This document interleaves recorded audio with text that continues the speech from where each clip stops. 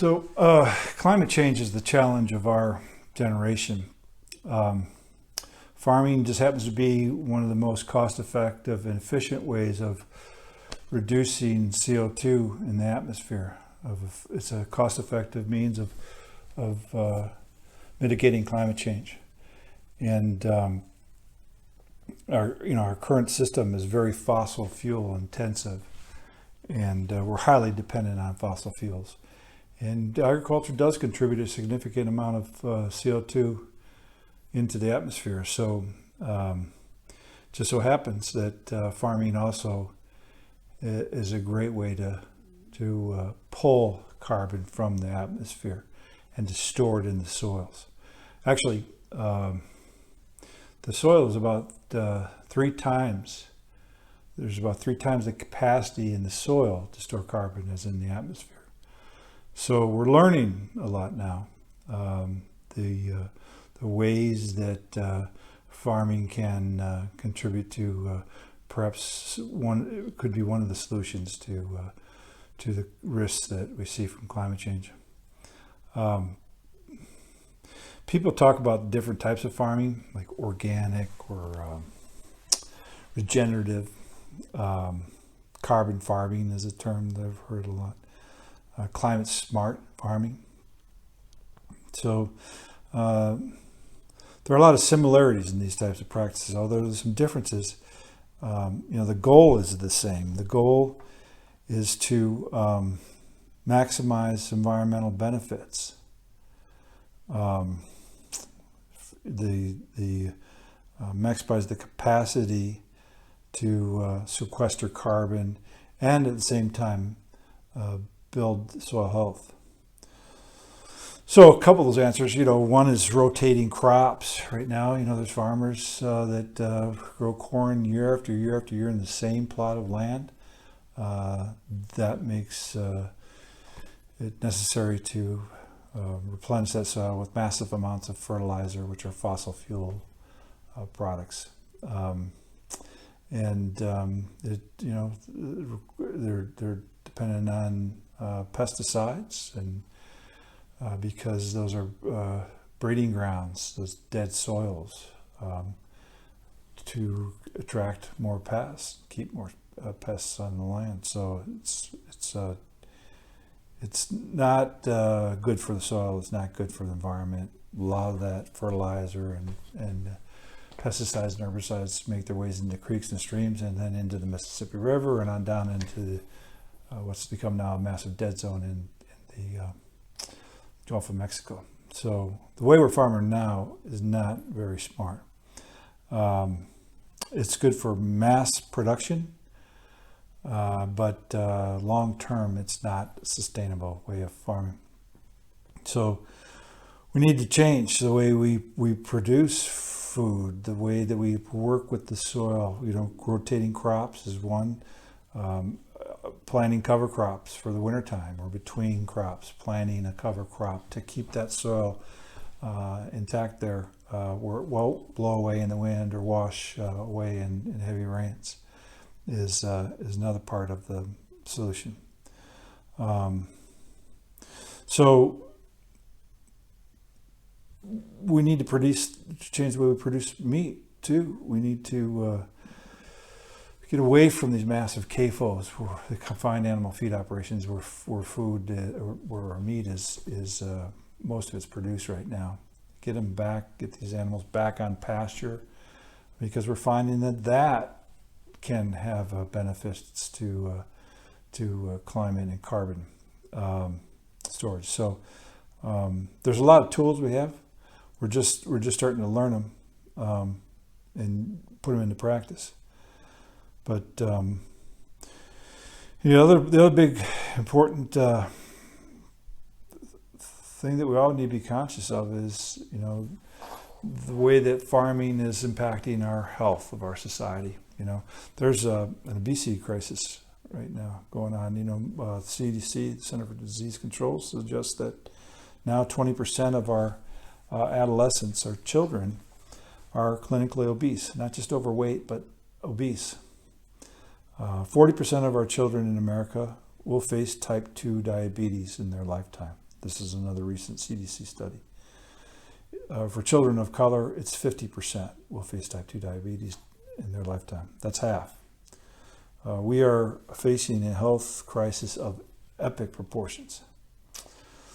So the other problems that I see, with our current agriculture system is that we're outsourcing so much of our food now, and most people don't really know it. They don't realize it. But the USDA put out some research not that long ago that suggests that by the year 2027, in less than 10 years, the United States will import 75% of its fruits and over half its vegetables from a foreign country. Currently, it's about a third of our vegetables, but we are importing more of our vegetables and fruits at an expanding rate, so that it won't be long before 75% of our fruits and half our vegetables will come from a foreign country. Some people may be okay with that, but to me that represents a lot of risk, and to become dependent on another country for food is a scary thing to me. We'll continue to grow massive quantities of corn like we do now, and soybeans. Those are the two crops that we grow way too much of. We found interesting ways to use it. High fructose corn syrup, and it's filler in a lot of different processed foods. It's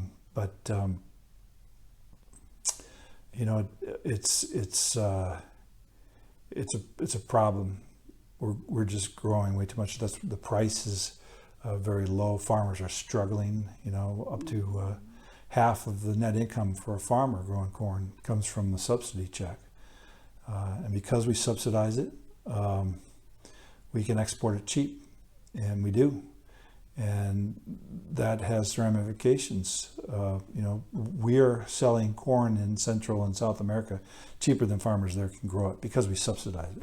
So it puts them out of business. They can grow their own corn and soybeans, and it's true for a lot of countries. And a lot of countries complain about that, that we are subsidizing corn and soybeans and hurting their agricultural sector. So anyway, we're going to continue growing a lot of corn.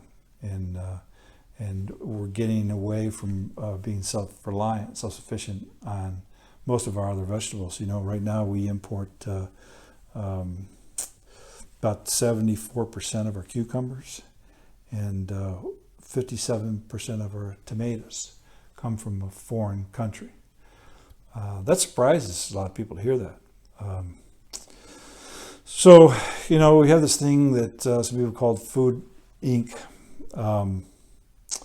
We've given up control of a lot of our food to large multinational corporations.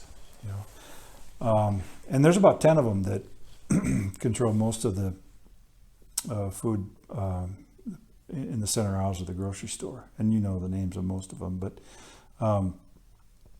the truth is, if a multinational food corporation can grow a pepper cheaper in Peru, that's what they're going to do. That's the nature of business. That's what corporations do. But with that comes a lot of risk. You look at the situation in Venezuela now. They were importing 70% of their food from a foreign country. Now they don't have the money to pay for food to import it. And their credit's shot, and it's just risky to be dependent for food on other countries. So the other problem that I see right now is with the loss of farmland.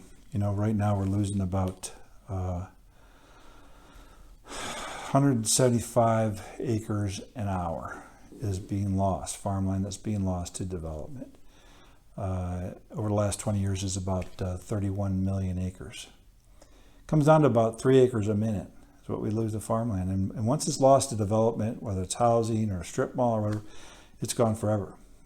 And that presents a risk, in my opinion, because if you've got less farmland and you continue to lose more, it's going to be hard to sequester carbon in agriculture with less land available for that. So it's I have a chapter in my book that's titled "Say Goodbye to Iowa," and that relates to a story and I tell in there. But the truth is, the 31 million acres of land that we've lost equates to, over the last 20 years, last 2 decades, equates to roughly the size of Iowa. It's a lot of land.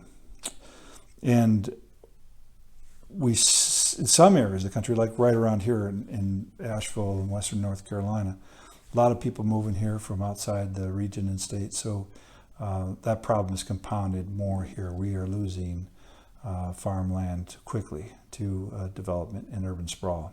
So some areas are at greater risk to lose more valuable farmland than others. But it's happening everywhere. The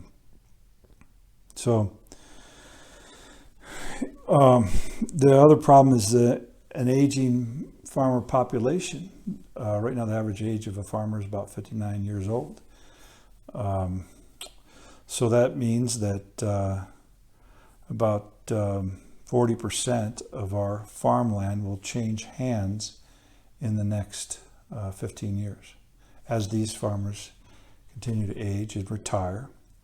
And if we don't have the young people coming up to take their spot, to continue farming the land, then we may have the land, but we don't have the people to work it. And so it's important that we continue to train and teach young farmers how to grow food. And we support some organizations here locally that are terrific that do that, like Appalachian Sustainable Agriculture Project, ASAP, and Organic Grower School, are two organizations here that really do a lot to teach these young people proper growing practices. There are some obstacles, some barriers to entry for these young farmers. The cost of land, for one, is a huge barrier. In some areas like Asheville, again here, where there's so much population growth, so many people coming in, it's driving up prices of land, and it's difficult for young farmers to afford the land. So that's a pretty big problem.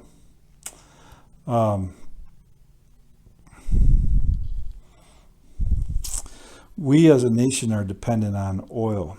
We must have it, in fact, before we can even eat. Our system, conventional monocropping system, is very fossil fuel intensive and not sustainable. So that right now I think about 60% of our oil is imported, and we produce massive amounts of chemicals, fertilizers, pesticides and herbicides that use the fossil fuels as a raw product or use it in the process of making the final product. So that in turn we take all those chemicals that we're importing and we're dumping them on our fields in the Midwest particularly, and just seems to me to feel too much like a dumping ground, that we need to find smarter ways to grow food that's not so heavily dependent on fossil fuels, and that's what organic is. We just need to find smarter ways. New technologies may help us in the future. If we could figure out a piece of equipment that could go through the field and just zap weeds with the laser, that would be brilliant technology. We just need to change, and fairly quickly, some of the practices that are really hurting the environment.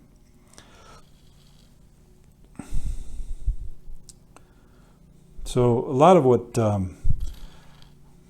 I talk about is related to resilience thinking. There's three main points that I usually talk about it. And it's food security, food sovereignty, and community resilience. So when it comes to resilience, I like to use the analogy. What happens if you flip a switch and the lights don't come on? What happens if you turn the tap and the water doesn't come out? Do we have a backup plan? Resilient communities are communities that strive to be a little more self-reliant